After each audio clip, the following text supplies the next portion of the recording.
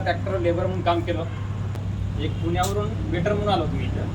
गजानन भाऊ तोरगड, मुक्काम कोरडा, तालुका उमरखेड आणि जिल्हा यवतमाळ या ठिकाणून आलेले आमचे गजानन भाऊ यांची छत्रपती संभाजीनगर महानगरपालिका येथे पशुधन पर्यवेक्षक या पदावर निवड झालेली आहे. एक पुण्यावरून वेटर म्हणून आलो तुम्ही इथं. आणि आयुष्य खूप खडतर आहे माझं. ते सांगत बसत नाही तुम्हाला. आयुष्यात खूप अशा गोष्टी मी जे नाही करायला पाहिजे त्या पण गोष्टी करून इथं आलो. एक 2019 मधून मी अभ्यास सोडला. 2025ला स्टार्ट केलं. त्याच्यानंतर इथं आलो, रिकामं डोकं म्हणून घेऊन आलतो.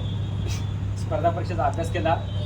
त्यावेळेस असं वाटलं, सुरुवातीला वाटलं की खूप सोपं आहे, पण नंतर वाटलं की थोडं आहे, काहीतरी आहे याच्यात.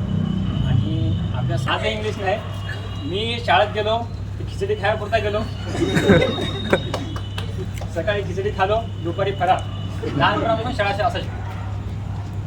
त्याच्यामुळं स्ट्रगल माझ्याकडून काही शिकायसारखं नाही आहे. माझ्याकडून शिकण्यासारखं काहीच नाही. मी आयुष्यात 2016ला अभ्यास स्टार्ट केला होता. जेव्हा डिग्रीला होतो, थर्ड इयरला स्पर्धा परीक्षा अभ्यास स्टार्ट केला होता. त्याच्यानंतर 19पर्यंत अभ्यास केला. 19मध्ये लॉकडाऊन लागलं, वसतिगृह बंद आहे साहेब. त्याच्यानंतर आपल्याकडे आवक नव्हती पैशाची कुठली.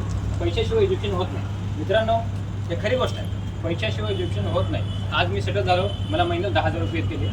व्यवस्थित माझ्या केंद्र सरकार, राज्य सरकार मला व्यवस्थित पैसे देत गेलं. माझं स्ट्रगल काही नाही. मी फक्त अभ्यास केला. हे अभ्यास करणं स्ट्रगल नाहीच. आपण जे करायला की नाही, माझी पुढील आयुष्य सुखात राहावं या गोष्टीसाठी आपण अभ्यास करायलो.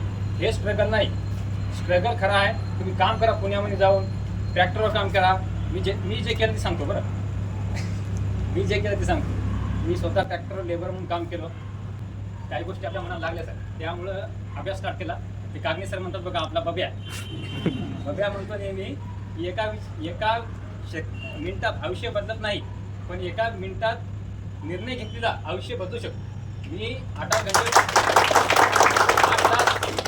तर मी एक मॅनेजमेंट म्हणून काम करायचो, वेटर म्हणून.